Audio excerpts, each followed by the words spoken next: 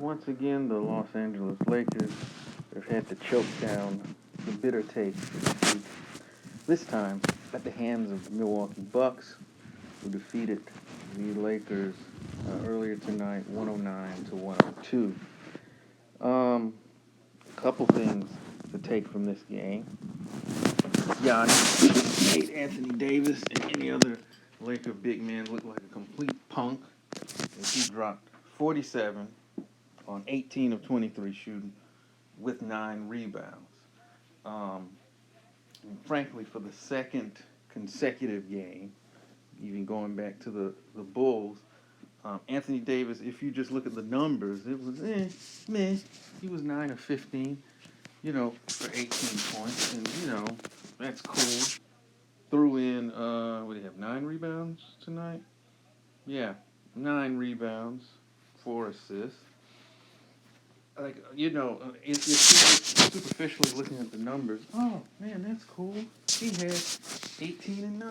But no, first of all, when presumably your best player is out, Mr. LeBron James, and you and Russell Westbrook, but particularly you, are counted on to hold it down until he comes back. And in most of these games, Anthony Davis has come up woefully short.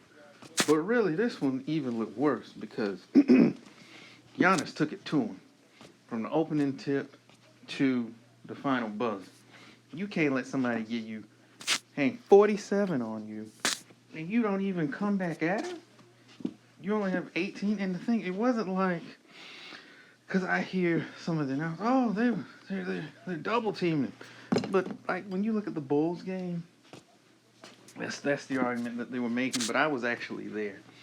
And the double team, he was getting doubled, but it was because he would catch the ball and not make a decisive move. Not catching the ball and going. He's catching and he's waiting for the double team to get there. So by the time the double team gets there, well, yeah, now you have to give it up. Instead of dictating to the defense, based on what you're going to do, you're letting them make all the decisions. And as a result, it really made him look passive, and that's kind of what it was once again.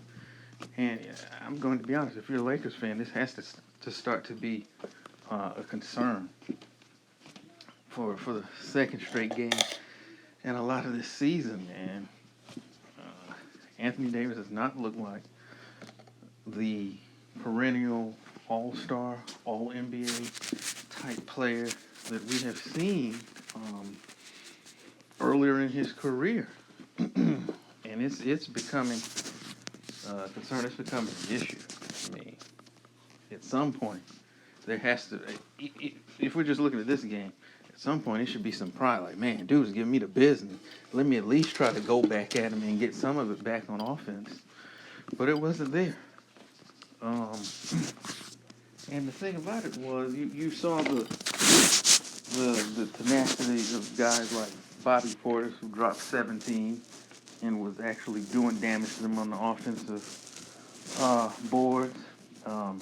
Chris Middleton was pretty bad in the first half, but came back and looked a lot better in the second half, going 4 of 7, coming up with 16 points. On the other side, Russell Westbrook had 19 and 15. He didn't look quite as out of control, but again, had 15 assists, but again, it wasn't at the level to have the impact of the game that they needed. Melo was 10 from the floor for 10 points, and THT coming off the partly empty-calorie 28 points that he had against the Bulls, chased that with 25 to actually lead the Lakers in scoring, which is a problem. No disrespect to THT, but if you got Anthony Davis on your team, Taylor Horton-Tucker has no business leading the team in scoring and taking just as many shots. You know what? Let's take a look. I think they did before I say that. Yeah, no. I'm sorry. Taylor Horton-Tucker took more shots than Anthony Davis. I'm going to repeat that. THT took more shots than Anthony freaking Davis. And that's been the problem with the Lakers this year. With the loss, they fall to 8-8. And once again, they look, offensively speaking, they look discombobulated. Defensively, they were like turnstiles. They offered about as much resistance as pre-cooked Jello. I mean, it's bad. And quite honestly, it doesn't really surprise me. Anybody who looked at the construction of this team recognized there could be issues once you got past the brand name recognition of some of the guys that they have. This doesn't come as a terrible surprise. The injury to LeBron James notwithstanding.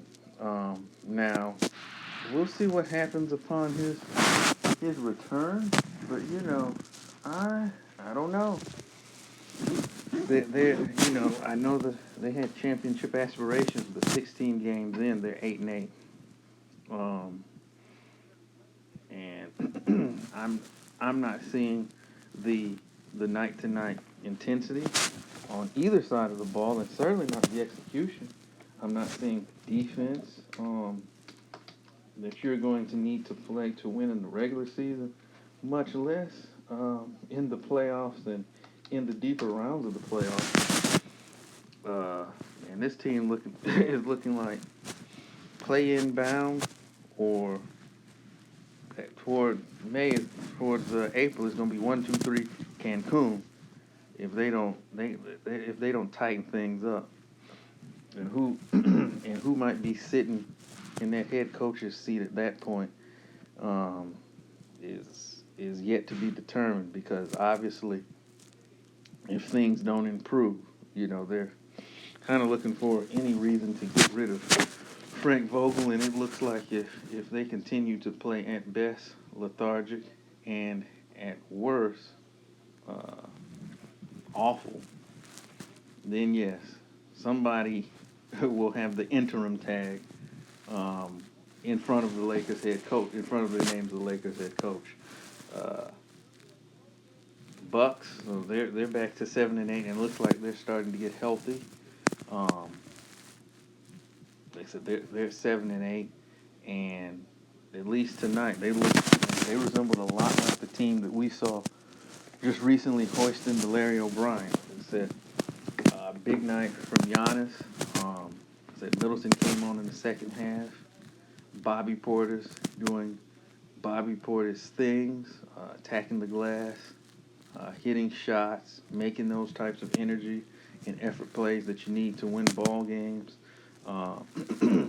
Drew Holiday being a pest on defense. So at least for tonight, they looked like a team that's going to definitely be reckoned with, or going to have to be reckoned with as the season progresses and as they continue to get healthy. And I haven't looked up DiVincenzo's status. That's even without him. So at least for the Bucks standpoint, things are looking up. And I mean, none of us anticipated them being under 500 for an extended portion of the season. Anybody who watched can understand the injuries that kind of decimated them, and they seem to be starting to get their act back together. But for the Lakers, at 16, games in, do you want to hit the panic button? I would say no, but it's definitely time to maybe be slightly alarmed. The scuttlebutt is that LeBron may return on Friday. He was working out before the game. Looked to be moving fairly well, but decided to hold him out, erring on the side of caution, which I don't personally blame them for. So they play the Celtics on Friday.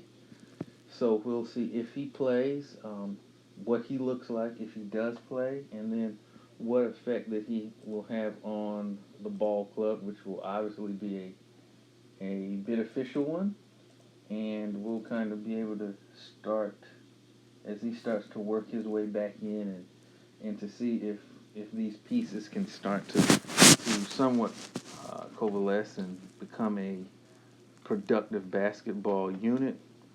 We'll see what happens for them. But once again, closing out, Lakers defeated by the Milwaukee Bucks, 109-102. We'll be back with more NBA updates real soon, tomorrow actually. Be sure also to head over to our website at sneakershoptalk.com for your latest sneaker and sports news. We'll be back with another update real soon. Take care.